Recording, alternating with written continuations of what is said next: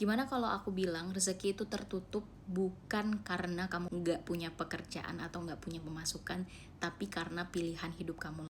Ada sebuah cerita yang menyadarkan aku bisa jadi sebelumnya yang untuk rezeki kita, karena pilihan-pilihan hidup yang kita pilih, rezeki itu kemudian tidak jadi milik kita lagi.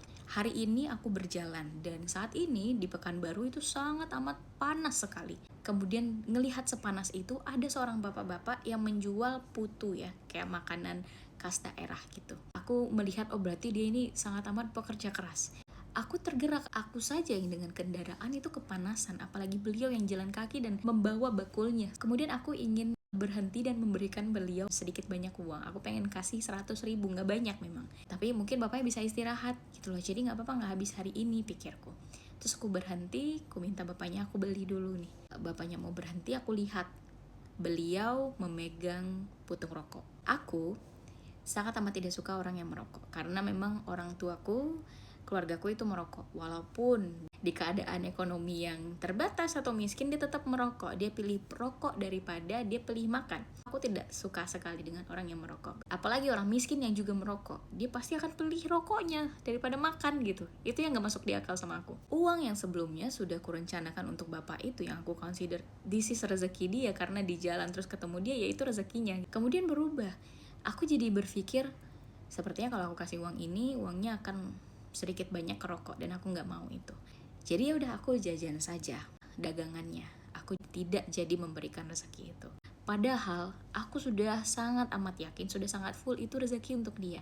Hanya saja menurut aku dia tidak pantas untuk mendapatkan rezeki itu karena pilihan hidupnya. No offense ya kepada orang yang perokok, tapi aku lumayan offense kepada orang yang merokok tapi juga kesulitan dalam hidup. Berapa banyak uang yang kita habiskan untuk rokok, karena aku juga berangkat dari orang tuaku yang perokok berat, dan tidak hanya ngabisin uang kan, itu juga ngabisin badan dan juga kesehatan kita.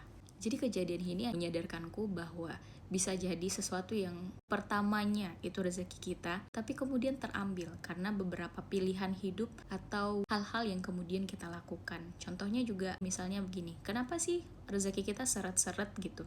Kita lupa, misal pernah ada case-nya kita meminjam uang tapi tidak kita bayar. Pernah ada case-nya orang baik tapi kita jahati. Pernah ada case-nya kita tidak beribadah misalnya gitu. Kita nggak tahu, hal-hal seperti itu tuh juga memperlancar atau membuat rezeki kita kemudian terbatas. Dan misalnya nih, kenapa sih orang rezekinya lancar? Kita nggak pernah tahu. Bisa jadi memang ada orang di rumah yang harus dia kasih makan, jadi rezeki yang dia dapatkan tidak hanya serta-merta karena kerja kerasnya saja, tapi ada rezeki orang lain yang ada di sana juga. Menurut aku kita mesti aware dengan hal ini, karena semua itu kadang ada alasannya kenapa terjadi. Mungkin mempertanyakan kenapa beberapa alasan terjadi ke kehidupan kita juga penting.